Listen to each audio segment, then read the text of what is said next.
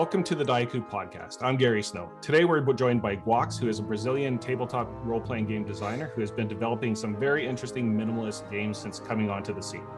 Last March, Guax hosted the first ever LatAm Jam on Itch with some of his fellow Latinx designers. Today I'm talking with Guax to learn how he entered the RPG industry and to discuss some of his work. Guax, welcome.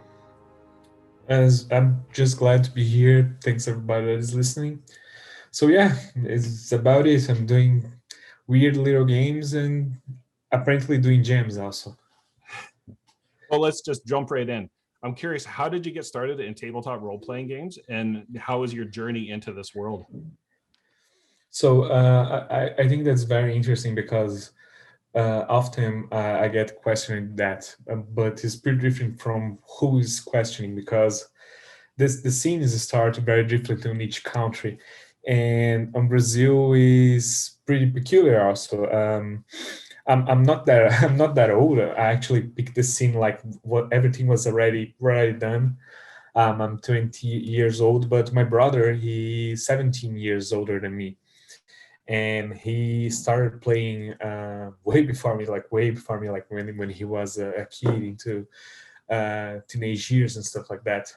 But about the time that I was like my 9, 10 years, he was like, I think I should introduce you to tabletop RPG. And then I got introduced with a game called RPG Quest that was released only in Brazil. And it was just a very simple game with I think it was more like a board game about dungeon crawling than an RPG. The rule set that was given to me, and I was very interested because I really like the whole fantasy aesthetic. I've seen my brother playing, but I never really get that much into the game. I did not play with him. And about some time after it, when I was on my early teenage years, my brother he got off my mom's house and got to live by himself, and he was like, okay, I'm not that into tabletop RPG anymore. He was way more, he's a board game guy. He designs board games also. He's a co-author of Grace, of Overdrive, and some board games that earned some premiation. I think Grace is going to be released in the North America, I think, but I'm not sure. And um, so he gave me like a whole like huge pile of tabletop RPG because he was buying stuff and reading but not playing actually. Is Dungeons and Dragons as big in Brazil, or is there its own flavor? Okay. So yeah, there's a thing. There's a couple of things actually. So in Brazil, we didn't get like BX box set. We get like a Back Me Basic box set. I think that we call it the Black Box D&D of Grow. That is the company that published it here. I even got a copy of the manual. That was one of the books that I played the most while growing up. Even it was not about my was not a thing of my time when I was a teenager and a kid. The thing that people were playing was 3.5 or 3.0, and everybody was playing that. But Brazil also got like early years of tabletop RPG. Got Tagma, which was tabletop RPG, a fantasy tabletop RPG that was really crunchy, really was more on the roots of role master and stuff like that. And GURPS was pretty big here. I do not listen that much often about it, but was a pretty big thing. You can still find like very often GURPS resources around here on used bookstores and stuff like that. And it's always a nice deal because GURPS books got so much flavor into them and so much research to make them. So anyway, back on track. I got a big pile of tabletop RPG. And there was 3.5 players handbook, that was Trail of Cthulhu, that was some GURPS books, that was there was so much stuff. There were some exclusively Brazilian books that were so cool. So one of them I hold very dear to my heart. I never played it actually, but it's just so cool. It is, I think, the closest thing that I got to Traveler games in Brazil that's called Millennia. and it's just a sci-fi book that's so weird because the playable races are so interesting. Like you can play with like a not carbon based life form that's like a jellyfish in the space, and it has connected consciousness and stuff like that.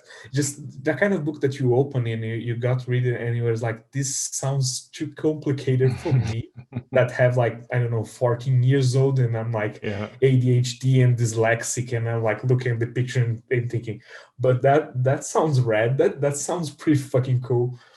And so yeah, I grew up with this like huge fucking pile of books, but I did not play them exactly because, as I said, I have a lot of difficulty in reading them. In explaining the rules was even harder to me. And as I had the books, and uh, I'll get to that later, but as I was the person with the books, I needed to explain. Most of people didn't know what tabletop RPG was like, because you know that it had the satanic panic on North America and stuff like that. That hit Brazil like 10 years later. So we had like satanic panic in the 90s here. And we were still in this weird period that D&D, principally mostly vampire games and stuff like that, were like, no, dude, we don't talk about it. This is your mom is gonna burn like magic cards. You're gonna take all your magic cards and burn, because Brazil is a very, very, very Catholic country, so that hits pretty hard.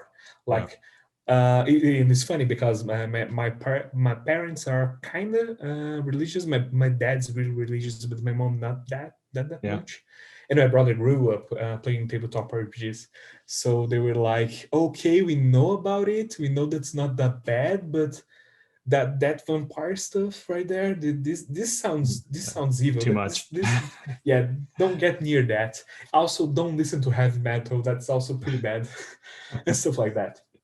So yeah, it was pretty hard to teaching people. So at longer the years, I got like more and more homebrewy with my stuff. Like I got contact with other games, like other, like Brazil has a D&D like game that is pretty strong also here, that is Tormenta, and even releasing a newer version right here, but it's really like the modern D&D kind of vibe, and that was not ever my deal.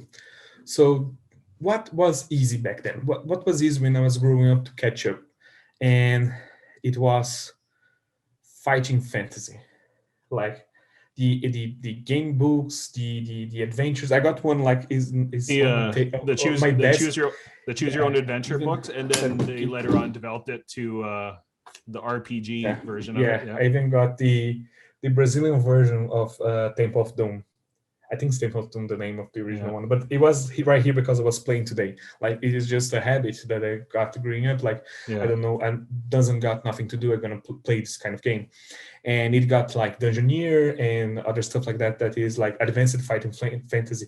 Rule sets are really, really easy, and that plus the core set of players handle, because books like RPG books are like shit expensive. I couldn't get them because they were really, really, really, really, really expensive.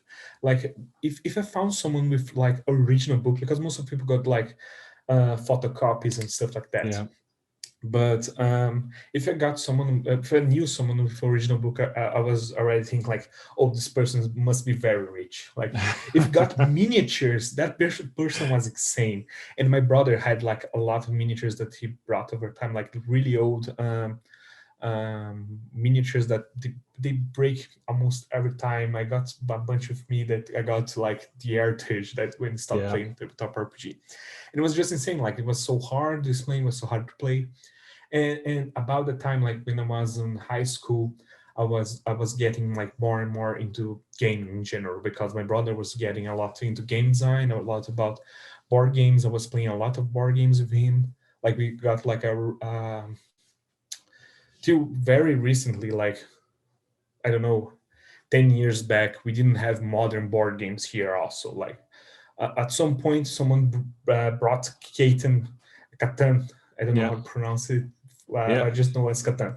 But Settlers of Catan. Yeah. And my brother just got crazy with it, and we just started playing like every week we got a new board game and we were playing. And about the time we were living next to each other in the same town and stuff like that. So in that time I also got really into tabletop RPG because of board games in general, like that was the thing. And but it was very hard to play the games, and I didn't know yet how to search for indie games. So a friend of mine introduced me to Fate, and I was like, "Oh, that's interesting." But there was something in Fate that it was still a bit too crunchy for me. So I went back a couple steps and I went back to playing this Back Me D&D, Yeah. because like, yeah, it's just like, I don't know, it's like 45 pages or something like that. I was like, no, this must be really easy, you know. And I read it like so many times back then. I didn't understand how the rules work, but I was like, well, they are attributes. Like I think you said in one of your episodes, like you're playing tackle. It was like it must be like 11 or something in row and you pass, Yeah. and it was like that at the plate. And that's what like one of the times that we had most fun playing, like me and my high school friends, like because we didn't care about the rules. And that started the home brewing and love about the game, that experience that people were like remembering. Oh, you remember back in the 80s when you like we didn't Yeah. know how the rules work and we were playing like original D&D. I was, yeah, I had that, but like 2010, like playing on like I was like we went back for, after school, going like to tabletop RPG Yeah. store in the center of the city in the downtown area, and people were like looking weird at us because we didn't want to play 3.5 or 4e that was releasing by the time right here. And we're like, no, we are playing like this old scrapped book with it felt like silver tape on the side because we're like falling into pieces, and I don't know how I got in my hands because my brother never had it. He got like from a friend. That friend was like, I don't care, can keep it. And but we had like so much fun at that time. And after it I got contacted with Power by the Apocalypse and other stuff. Like I finished high school, I got into college, but my college time didn't quite started. So I had a friend that he was a owner of a hobby store. Like he was selling all kinds of board games, card games and stuff. So I got like, can I work there? Can I kind of like, you don't need to real pay me. You can pay me like with products of the store that are not selling, like stuff like that. I just don't got nothing to do right now for my Yeah. life. I really like all my friends are like, or going to college, or like they went to another state of Brazil. And I'm Hmm. like, who the fuck am I? And about the time I got working at a tabletop RPG store, and that's when shit got hard because I was playing RPG like 3 times a week. I was playing like a Tormenta table. I was DMing every week, like 2 times a week, a Trail of Cthulhu table. I was organizing championships. I was getting into wargaming, like the forest that we can go into wargaming in Brazil is like fantasy flight games, like X-Wing.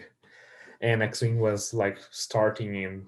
I even played some locals and even thought about going to the nationals of Brazil about the time. But then second edition hit in, and at that time I was like really into board games, really into war games. I was painting miniatures and listening to meta and traveling around playing championships. And second edition hit in, and dude, to have an idea, that ships were so expensive in Brazil that I sold my whole collection and I brought a Nintendo Switch and a TV, like something like that. Like it was so fucking expensive.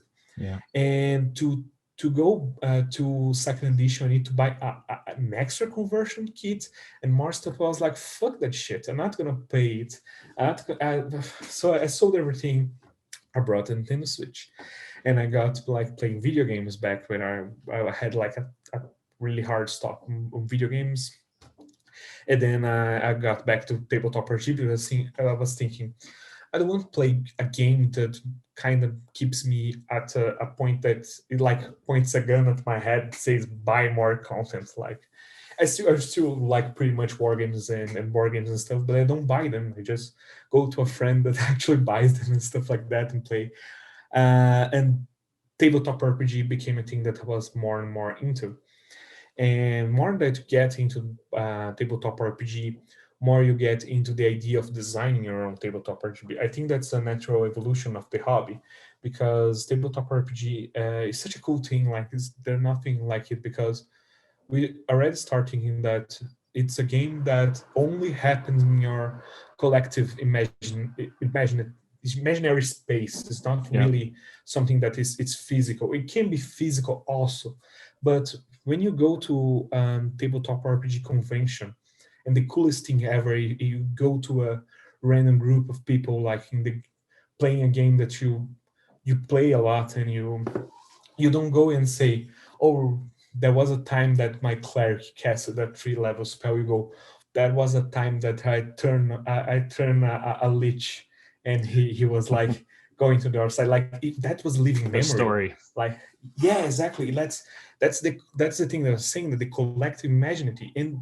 that's so cool. That's not just it. It's not just the role play. It's not just the experience that you're getting out of the game. You're also creating stuff all the time. That's like, there are people that I think they found more joy in preparing adventures and creating content than even playing. And some solo games that I play around there, like Raidon, the Citadel, or I don't know, it's kind of lacking right now. But there are these games and these modules that help you create content like cities or maps or cultures. Is basically like gamifying, preparing a session, preparing a word. And so at some point you're gonna start wanting to create stuff, not just adventures, not stuff, but games. I And find that hits. I Yeah. find like just reading the books, and as you said, like your brother passed along those books to you, and I don't know if in my collection of books, I probably half of them I've never played, but Yeah. it's fun to dive into them. And I think a lot of people that like tabletop role playing games and designing games like to see how it works together. They like to see how the world is built, and it's just a fascinating thing to them, where it's you get lost in the details and you get lost in Yeah. the imagination, even as a solo game. Yeah, exactly. That's like, so just reading it just sparks your mind with so much ideas and so much possibility. And that's, I think that's the one of the coolest things about tabletop RPG. So And when did the flip happen, or the switch happen, where you said, I'm going to design my own games? yeah, that's where I was trying to get to in my mind. So 2018, I got off X-Wing. I got back into video games. I was playing, like, I don't know, Breath of the Wild a lot. I don't know. I was just like having this rewind on my mind, and I was like, I really want to play something that's pretty easy. I was playing a lot of one shots because I got so little time back then. I was working like I was doing like internship on a company, but it was a really bad company to do internship. I was working too many hours. I was spending too much time outside home. I was like over the top with academic work to do. And I was like, when I play an RPG, I need to be fast. I need to be simple, and I need to be like, everybody need to get. I don't need to explain the rules. I give them the rules at the hand.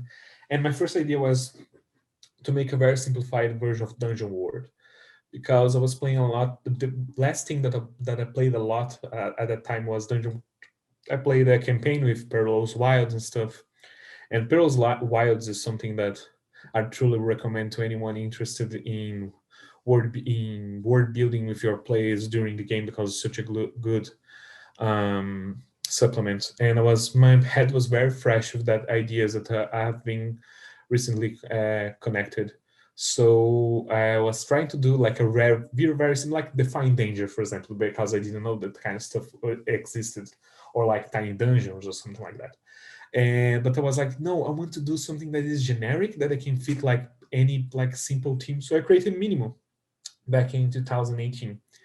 and I play tested it a lot. I remember that the first play test was a complete failure because I was like, okay, we're gonna do my whole idea is because I don't like combats that much, so I want to make the all the play tests to be these really weird themes and really stuff that people usually don't do with tabletop RPG. And my first playtest was a game about cooking. It's about a fantasy cookers on a fantasy world, and they solved conflicts with culinary battles. And a player was like, "That's not a game. This doesn't sound fun." You know what? I'm just gonna like do like the classic examples when you're running a game and there's a player that just like don't care about Yeah. nothing and would be rather doing anything else, and he just and I just stopped like the middle of the session. I was like, come on guys, if you don't want to play RPG, don't come here and play RPG. Let's play board game, video game, or anything. And I was very frustrated, but I thought like something about it made him don't want to play. And then I kind of went back and asked feedback for the people that are playing and I played it even more. I took it to some tabletop RPG events that were happening at my town at the time. And I played test here, played test there. And then that was the point that I was talking to my partner, and they said like, we need to make that manual to fit in a very small space because that makes very accessible. You're gonna look at it is already a pretty small manual. You're gonna look at it and think that should be pretty easy to read, and it was. And then they seated with me for a couple of weeks, and we did the design, and that was like we're treating like was a very big project. Like this is the shit. This is like the project of my life doing this game. That's like just a minimalist hack of fate with but it's not just a hack of fate. I'm like getting down my game itself, but it was a game with like very simple mathematics with there is a diegetic aspect when creating a character, because you don't create a character saying like you got X points on something and I points on something else. Is like my name is this. I like I'm good at this, and this, but I'm not good at this, and the game works like you've got more good stuff and bad stuff. You roll with advantage, so then uses huge dice, and so the neutral results counts as positive, and if you've got more bad stuff on it, it counts as negative. And the whole key to the game is that you can assign is all these tags like work based on tags. Like you can assign like you got a broken arm, and that's a tag, that's a negative tag, or you are inspired, so you got a positive tag. So at this point I was like, okay, this is a very small game, but it's very cohesive, it's pretty easy to learn, and I released it for free. I created a website with help of my partner, so it could be read online. With like build it to be like the lightest, easiest website to access. We even did UX research for that. We did questionnaires to get to random people like, oh, like recording the interview and going like, oh, you could find that. Oh, you think what you think about the colors, who you would recommend the site and stuff like that. Yeah. And we got like this really roundup thing, and it really paid off because minimal is still. I keep talking with like Lucas Rolim and Bruno that we as game designers, we want our games to live without us. We want them to be played with people don't even caring who we are. I don't care if people know who I am. I really don't care. But if that person knows, like, oh, minimal, yeah, that game's pretty cool. I play a lot with my son and stuff like that. I was like, oh yeah, I am the game designer of that, and I don't even say. I just think about it, and that's pretty fucking awesome because they're all culminated with a point that I'm going to tabletop RPG event to play test my second game that was Fingertips about the time, and I was playing also. I was getting into OSR. It was a year later, I think it was 2019 or something like that, or even before. And I was like, okay, cool. Let's like talk about Fingertips and play BX and like have fun, like doing OSR stuff and stuff like that. Like, and people were like the were a professor that came with like a group of kids, and he came directly to me and said, "Oh, I used your game in classroom. Yeah, all these kids they learned to play tabletop RPG with minimal." And I was like, "Holy shit! I did something that was bigger than myself at this point." Yeah, well, And so that's very cool. And I mean, I think that's why a lot of designers get into this business, is because they want to create, they want to share their passion with other people, and they want to bring people together, which is always what I find about tabletop role-playing games, is bringing people together. And I really like the way a lot of your games are very collaborative, and people working together. Less, combat's obviously a piece of it, but more collaborative than a lot of games I've seen. And you mentioned Fingertips. Can you maybe just fill us in on Fingertip? Yeah. Fingertips is a pretty interesting project because I even got my therapist to do analysis on Fingertips in other of my games about some time ago, and it was quite fun. But Fingertips is an interesting game because I want to create a game with the weirdest mechanic that I could think of, like the weirdest tool that I could think. So I was in a job that I had like a lot of free time, and I was looking at my hand. That's about it. I was like so fucking bored. I was just looking at my hand. I was like with a pen, like doing dots in my hand. I was thinking about, wait, I could use my hand as a thing for tabletop RPG, like magical and stuff. I was listening a lot of about a lot of lo-fi and some anime stuff back then, like some like nostalgia stuff, like Sakura Card Captor and this magical girl genre and stuff like that. And I was like, let's create a game about it, but let's do it about hands. That's the whole deal of the game, like doing signs with your hands. Like it needs to be pretty cool, like pretty, like you're doing signs with your hands and casting magic, combining keywords, and you got like, so it's just not it. It's not just a clever magic system. I need to put something that makes the game have that edge. And then I think like, let's do a role for the DM. Like let's make it a character into the universe. So is the thing, like there's the guardian. So the game became like a whole metaphor about growing up with toxic figures and attractive toxic figures. And I grew up in a very conservative space, in a very with military schools and stuff like that, and I have a pretty bad relationship with people trying to give orders to me. Like it's not something conscious at all. It's just like I get angry, and but I respect that when that made sense. And then I make that figure for the guardian, like the DM. That is the you are secretly in like showing your biased view of the world. You're secretly trying to get the players to go to the dark side, but you cannot say that because you're part of a bigger organization. You're a part of a whole world of magical stuff in that. And so as the game progresses, I put like this small rule that you can bound your fingers. Your character loses powers if you got all the fingers bounded, because that's also your HP, your fingers. And as you deconstruct your prejudice about other player characters, you can start bounding the powers of one with another, because it's that thing like, once you need to deconstruct your own prejudice about yourself, to after it you start deconstructing your view of others, and then finally you can go to a transparent view of everything.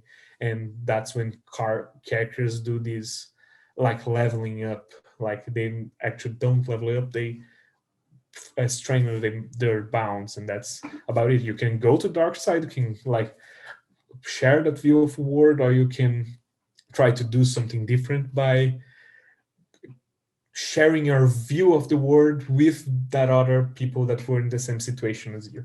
And Fingertips was like so amazing. Playtesting was so fun because people took pictures, because the hands were all dirty, they were like playing. I got like pictures of people with colorful bandages, like buying like Adventure Time stickers and going to their fingers because their fingers were sealed and stuff like that. And it was just, well, it was one of these games that I took a long time to really finish it, even if it's very minimalistic and small, because it needed to be perfect at the game, and I'm very happy how that ended up.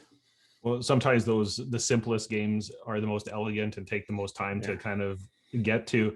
And, a lot of your games and just kind of concepts are very, I guess, what a lot of people are calling it art punk. Very art punky. Very art punk. And can you just, the document don't. Yeah, don't. Can I just read a quote from that? Yeah, you can. I want to get your reaction from it after I say it.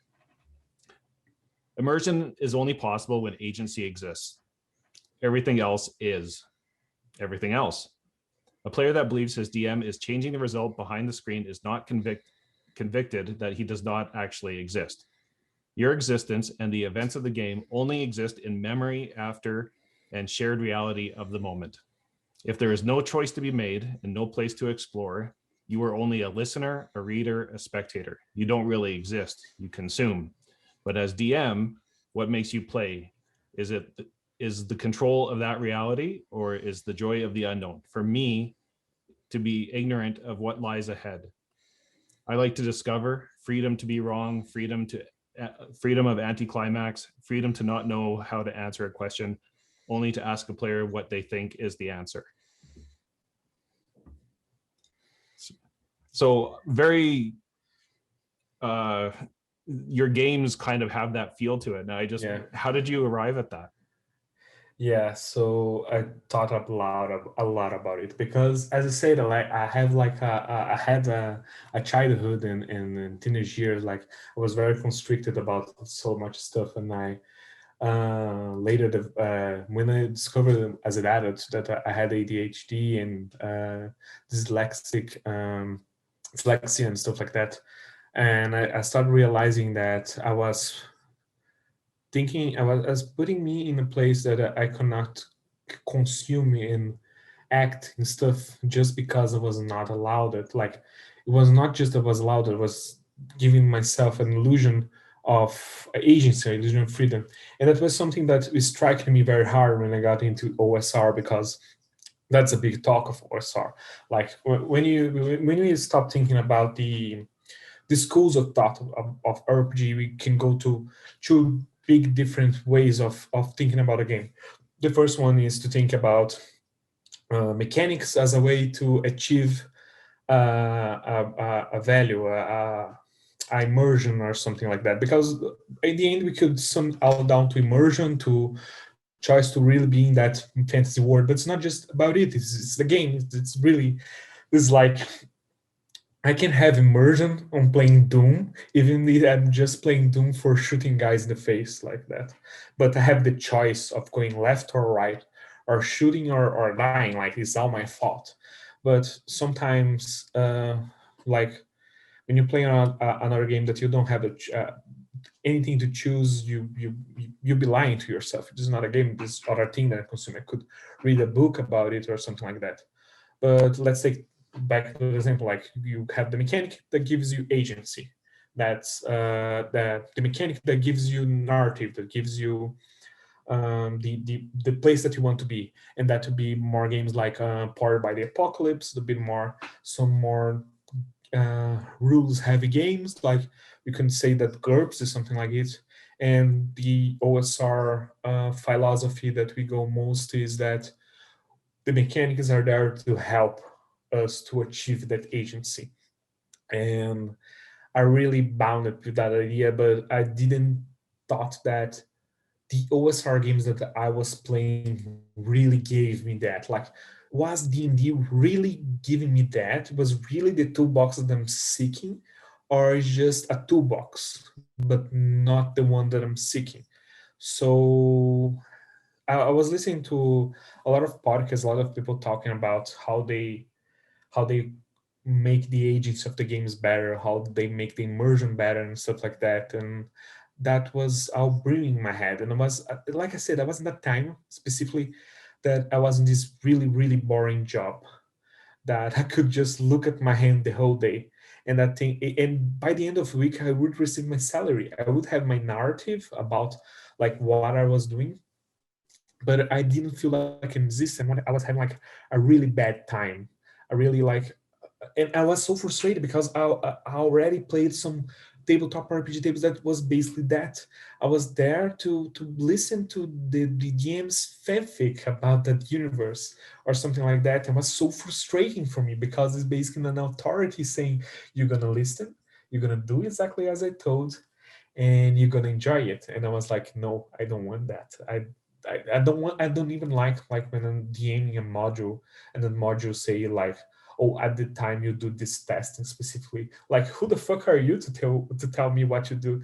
And then there was this bullet point, this stuff that shattered my head, that was Anti-Sisyphus by Jared Sinclair. And Anti-Sisyphus is something that I really recommend a lot of people. And Jared is really a complex personality on the Twitter, because some people really really like him, some people really hate him. I don't think there is a middle ground. And but there's something that he said on his book. He really talks a lot about it, like how what his agency, the game design is made to whom, and stuff like that. And when I read it the first time, I even brought a physical copy of it, because I think it was so, even if it was really fucking expensive to get it to Brazil, but it was so influential in my design back then that it don't only exist because I read Anti-Sisyphus and had this shattered idea. And so I wrote don't, and I was like, I'm not gonna share it with anyone. I'm not gonna publish. I'm not gonna even talk about it with anyone. I'm just gonna throw it at each, because that's the thing. It was a zine that was like, it's there. It's saying for you to not read. If you go there and you read it, you already doing your agency in your life. You're already existing, and that is a real reflect of me when I say that I really sometimes I drift away and I forgot that I exist, and I just do my daily job. I go back to whatever I'm doing, and I go to college. I write papers and stuff about, I don't know, about quality and stuff like that. But at that point, I'm not really doing choices. I'm doing what's presented in front of me.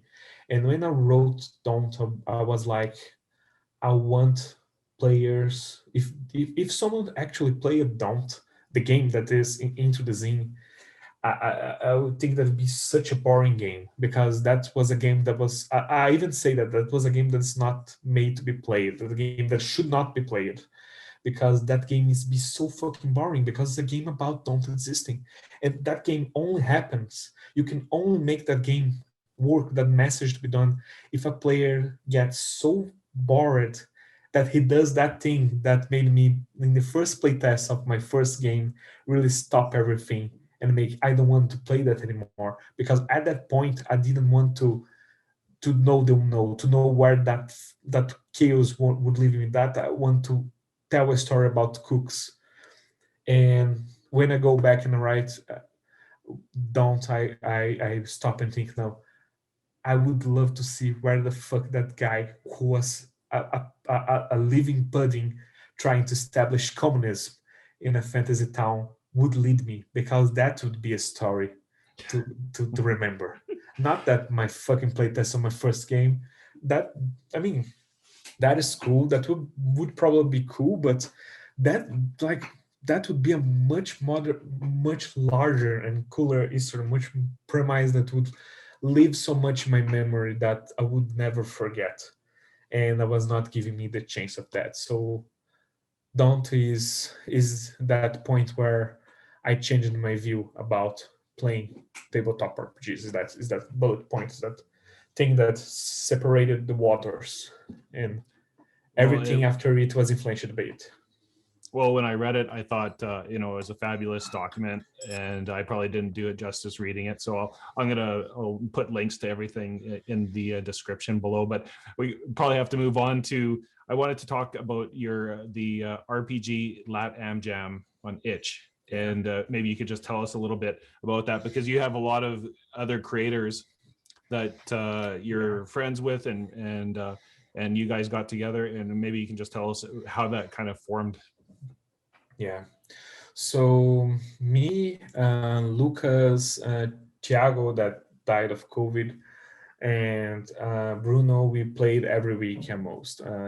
Together with Bruno's brother that was also named Thiago, and Tachi, that we played like Call of Cthulhu. We played like a whole lot of indie games. Like almost every week we changed the game. We played, the last thing that we played was DCC and Lankamar, DCC specifically. And we are like all the time like, oh, we are all creators in some sort, we should create something together, and um we are like, okay, let's create a game together. So we start doing meetings like in the middle of the week, so we gather ideas to create a game. And at some point we're like, we're not doing this with passion, we're not doing that because we have an idea and we are in love with it. We are doing it because we want to do that thing. And we're like, in another random talk, we're like, oh, there's so much cool Latin America games, like Brazilian games, mostly because that was what we are consuming. But there was like some really cool games that we were looking like the ones games like the in which is Murder Hobo and Joaquin Olo games and stuff like that. We're like, oh, this stuff is like sounds so cool. Why we keep creating so much games, so like so many games, and we don't create content for other person's games, because that other their games are pretty fucking cool, pretty rad. So we should do a jam, like even if just us make games for each other. We should do this jam, because if someone else look this and think, yeah, that's cool, and does a game for anybody else, that's already a big win, because these games deserve to have more content. And people the people like to play random games like me. I enjoy playing a different game every week. But when a game that you really love and we create content for it, is like, it's such a good feeling. And that is when I do stuff for Troika, because Troika is my favorite game ever. And when I created stuff for Troika, I was like, this was so easy, so fun. It's just so it just brought me so much happiness that I could contribute to a game that I like that much. And we wanted to bring that feeling to many game designers from the Latin America community that create awesome stuff, but that stuff was not seen, was not created more stuff for it, and etc. And by the second day that we were sharing about the project, we get like so many people to join in, so many people to be interested in the Discord and stuff like that. And before we know it, we had a small community of people, creators creating awesome stuff for each other. And it lives after the jam. It's still there, still is the Discord that once in a while some say, oh, look at this stuff that I create. Oh, can you help me doing I don't know, a proofreading, because most of us don't speak English very well, but like there's a big monetary value in publishing English, and a bigger access. And we're like, oh, let's do a proofreading. Or someone like is really good, like does like a top-notch module, written module and stuff like that, but doesn't know that much about design. So we stop and give tips to each other how to make our games look prettier and stuff like that. And so much people from other communities helps us, like people from Canada, people from uh, um, forgot the name of the countries in English, but Great Britain and stuff like that. Like people from Asia, like even Momados did like such a great job helping us. Like RPGC was so inspiring to us. We were like, we want to do something like RPGC. We want to do something like RPG, because everything that RPGC does is so fucking awesome. We feel like it's so empowering to us people that are not from the countries that the genres originate, or the more but the countries that colonizate us even. And like when you see that kind of stuff, like it hits deeper, you know. And when he did it, and when you see that much cool stuff, and really, I'm not even saying because I really like I have a emotional connection to the Latin American community. But the stuff that is there is like it is not just good, it's really good. Like even like the most simple of the entries is just like, no, this is great content. Like like there is the Into the Bronze adventure from the one that is one of the prettiest adventures that I ever had my eyes light upon. And there is stuff like the the the supplement for Backpacking Dream that Lucas did for Backpacking Dreams, my game. It was like, that is so interesting, so different than everything that I ever seen to this point. And stuff like there is the hack for Lucas game that was to make mechas, like is the to make forgotten war machines, and the vibe of it was just so cool, like a 2 pages game, but so evocative and so cool. And I was so glad, I was so happy. And it was really really an amazing experience, the LatAm Jam and everything that happened with it. And your use of itch, like, I mean, when I got back into like learning about tabletop role playing games, and I had taken quite a bit of break before OSR kind of drew me back in. And when I look at like Drive Through RPG, great site, a lot of people use it, but you've really taken to itch, and the group that you collaborate with are really on itch. And I'm fascinated with itch. I love the whole idea and the concept of it, and the ability to have jams.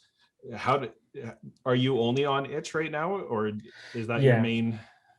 yeah. Right now, I publish everything that I do on each. I also got on a Brazilian store that's called Dungeonist. I got some stuff right there, like the one of the versions of Minimal, some adventures that's only released in Portuguese, some stuff like that. I even got an old school system agnostic adventure that I probably gonna translate it to English at some time, as I need to translate some English games to Portuguese and vice versa. But I'm mostly on each, and I even thought about going to drive-through RPG, because drive-through RPG is obviously a lot bigger, and it actually generates a lot more money than each. Like having print on demand options and stuff like that is pretty great. But the community of each is so fucking amazing. I cannot even start to talk about it, because drive-through feels like that everybody got its own store, and you'll be selling stuff, and people will be sometimes will be very mean. I mean, I look at comments of fellow designers from Brazil, and people are like taking very heavily on stuff that's, and then not even brought the game, like they're looking at the previews, and I was like, I don't feel comfortable making part of this. And each people are so experimental, they're already expecting weird stuff, they already expecting people to do amateur stuff, and expecting them to break their expectations about the things. And so I feel so much at home on each. And I think that something that I know that a lot of fellow other creators also think, because when I go to talk about people, when where they want to publish their projects and stuff like that. And drive-through RPG usability is basically trash, terrible. You want to publish a game right there, you need to stop and study how to do it. It's basically a legacy system. And I have tested a lot of legacy systems. Like that's my whole internship uh, life was basically testing government legacy systems, and Ichi is not that much not perfect, but it gives you that will to that space to create even the page for each game, to make everything look like kind of the way that you want, and You're in make it look, control in itch. yeah, Like you're in control, that's the you thing. have the ability to do whatever you want, whenever you want. Yeah, And I find it just fascinating. I love the platform, and I'm sure over time it's just going to continue to grow, yeah. because it just seems to And offer gems, so much. Yeah.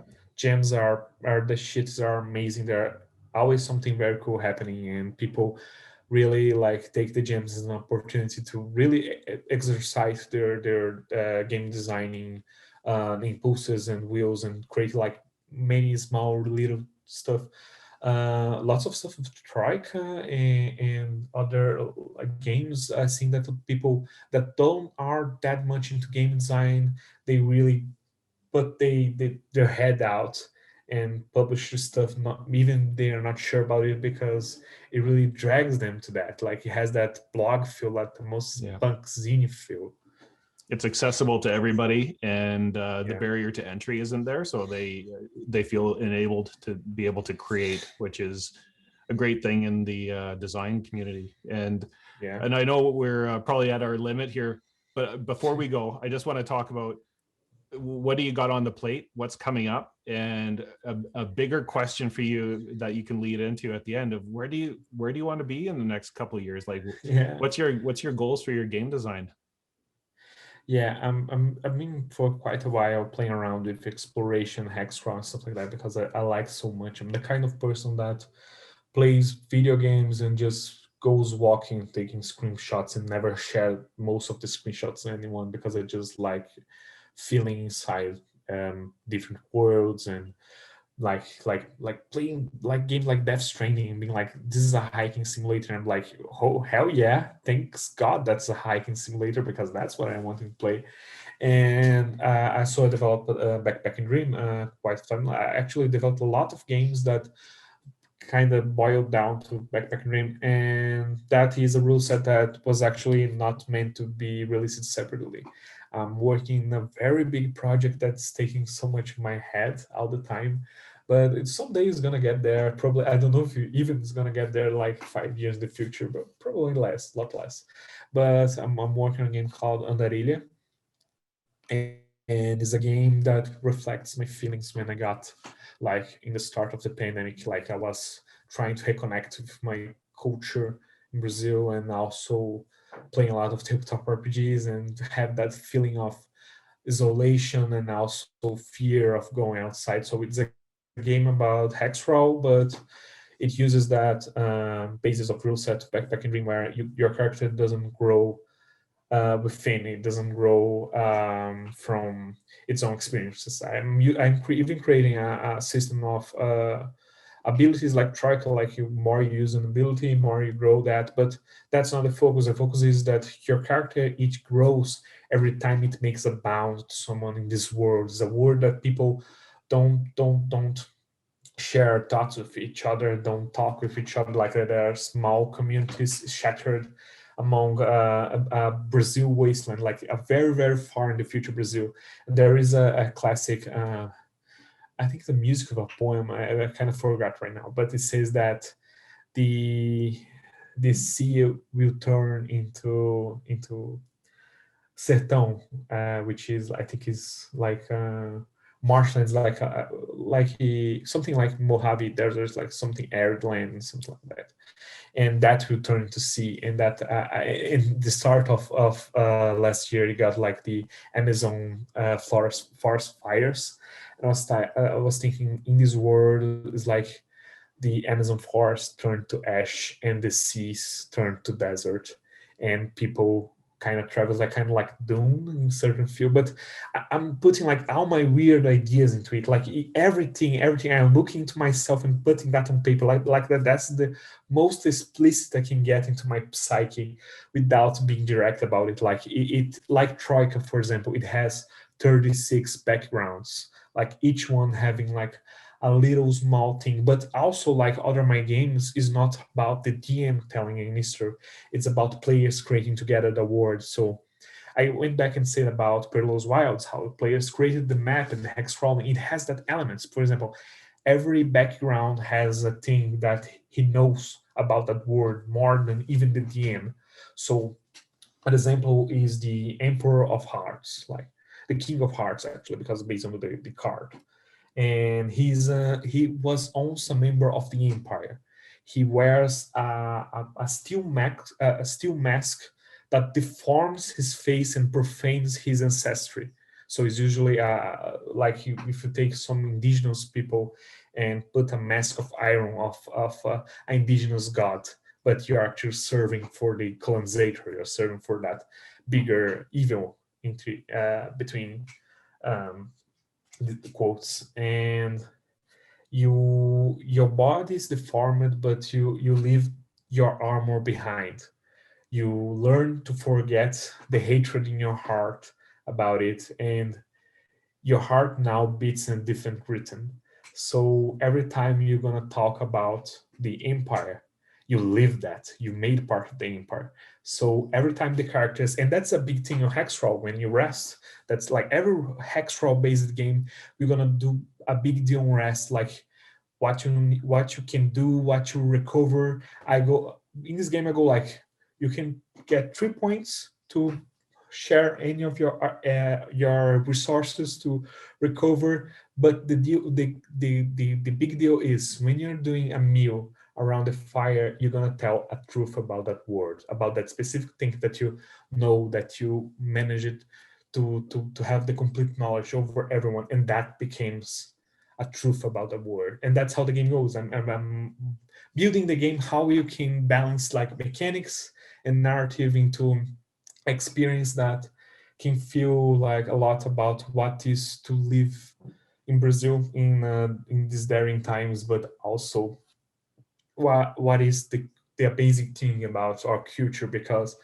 when we think about Brazil, we think a lot about the bigger picture. Like we think about carnival, about parties, about the our cultural mix, but we're not thinking about the little small things that really makes we know that that's a Brazilian thing. Like going to the a bar on like the front of your house and sitting on a table and asking for a cup of coffee, and that cup of coffee be served in a glass cup, flaming hot, and it's already flaming hot outside, and you leave your hand, like you look at outside, everybody's like doing shit, everybody like is suffering every day to do to have the bare minimum to survive, but they are joking around it because that's the rule of thumb around here. It's like, if are you gonna laugh or you're gonna cry about it, so better laugh.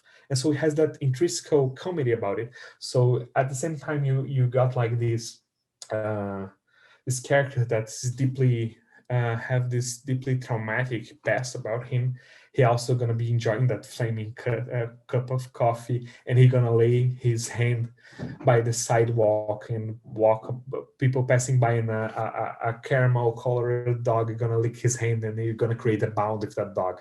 And that dog, if you evolve that bond with that dog can have a skill that will share with you. Like you can, he's all about arguing with the DM. So you can argue that the dog has learned his smell and he can always find you, and that's a bound. You're gonna write that on your sheet, and you're gonna say, that's my bound with the dog that I named Carlitos, and he's gonna always find me no matter what. And that's about a game that creating little bounds, bounding communities, and delivering messages. And in the combat is real little, because if you're gonna get to the point that you're gonna draw a sword to someone, is because you're gonna sure that you're gonna kill it, and that weight is gonna be on you. And if you kill someone, you're probably gonna get a negative bound with that community. And the game is all about that little strings, that little ropes that connect everybody together. Well, it sounds absolutely amazing, and we look forward to seeing that come to fruition. And where can people find more about your upcoming projects? Twitter, on Itch? Yeah. Twitter, go on Twitter, follow me on Itch, because you're gonna get a notification wherever I release anything. But right now I'm mostly doing freelance work. I'm doing the layout for Have You Heard About the Beast from Matt Sanders from Slated Library. And I'm probably doing more freelance stuff instead of working on my games, because, well, money, living. But if you want me to do layout, I mostly do layout nowadays. I also play test, also do, I can also review. I love to read people's stuff and have my opinion on it.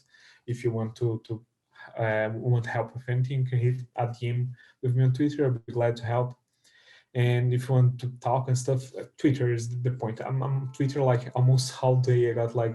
I work at home. I got like 2 screen PC. One is on Twitter, one is on my job.